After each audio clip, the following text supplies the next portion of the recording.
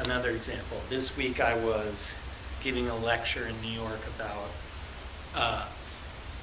L. Frank Baum's book, The Wonderful Wizard of Oz. And there's no way to talk about that book without going through the prism of the Judy Garland musical version.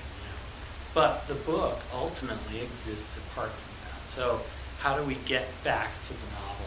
We have to try to find a way to enjoy the film, think it's beautiful, and then hopefully set it to one side and be able to engage with the words again. Anything else? Nothing. Yes? What do you think inspired the novel? What do I think what? Inspired it. What inspired? Well, I don't like holidays, so. well, there were a couple of things that moved me at the beginning. One, I had written a novel prior to this called Garden State that was set in sort of gritty, working class New Jersey. And when the reviews came out, what reviews there were, a couple of people said, this guy really doesn't know anything about the working class. So I decided with The Ice Storm that I would write about Amelia that I knew everything about. No one would be able ever to say that I didn't know about these people. So that was one thing. And then the other thing I thought at the time was that I wanted to try to write a novel that observed Aristotelian unities, which is to say, it all happens in one 24-hour period, like Sophocles. And so the running time of the film is the running time of the actual story in some ways. So it was structured like a theatrical piece, and it's in the 3-act structure too. There are actually 3 sections of the book. So I really thought very carefully about structure, and those were my real ambitions besides just trying to figure out how people wrote novels. I mean, I also wanted to deal with the 70s, which had not been much done at that time.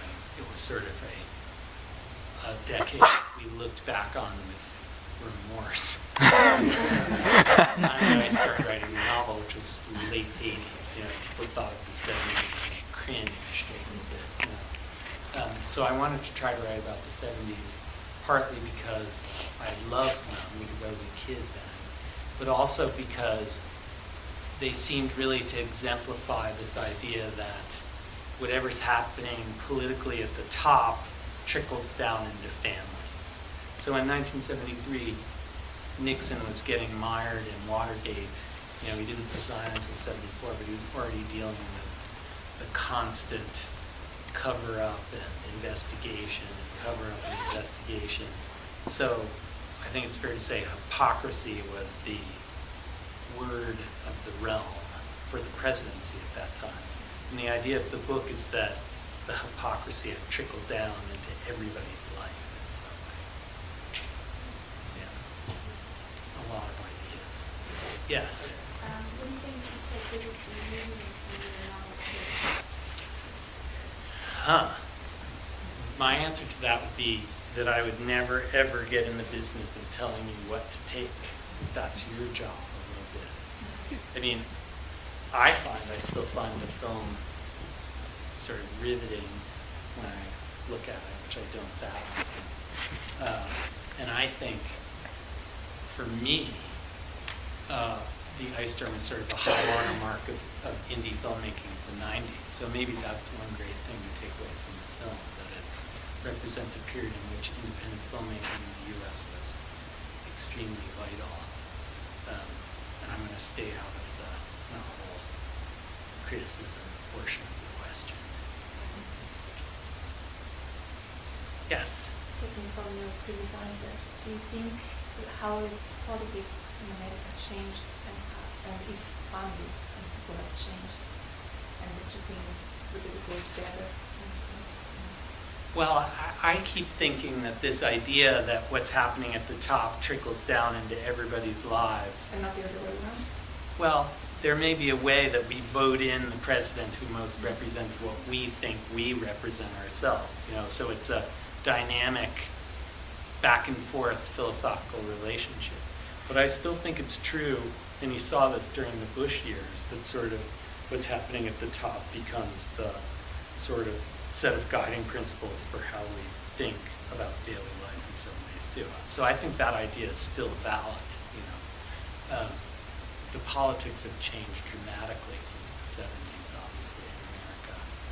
For example, President Nixon, who was a Republican and basically very conservative, founded in 1972, I think, the Environmental Protection Agency, which is charged with making sure the environment, the atmosphere, the water, and so on, is overseen by somebody who's going to make sure we don't pollute it too heavily. Doesn't seem like a particularly Republican platform.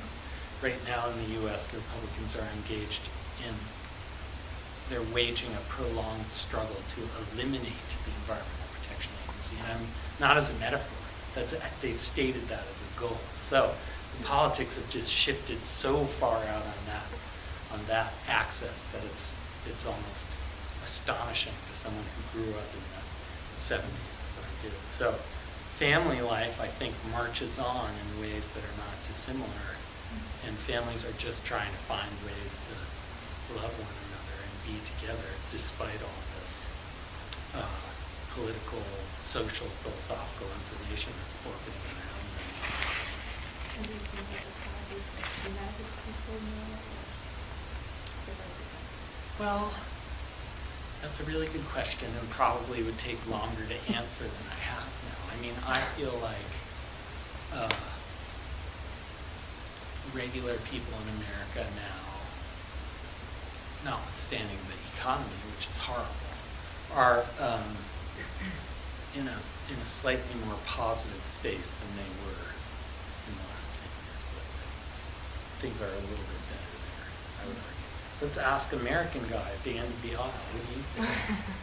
I'm living here. You're the Yeah. Seems better. Yeah. Anything else? Well, it's been a great pleasure to be here, and it's very nice of all of you to come watch this movie so many years later. I'm touched. So, thanks a lot.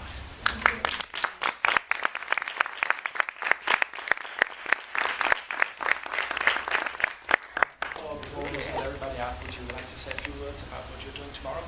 Oh yeah.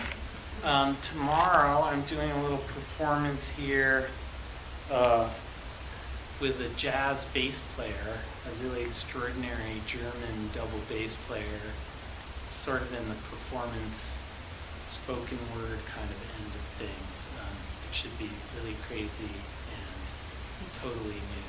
So come along if you're ready. And it is in Kunstbüchning at 17:30 tomorrow. Still tickets. Okay, let's give Rick a hand.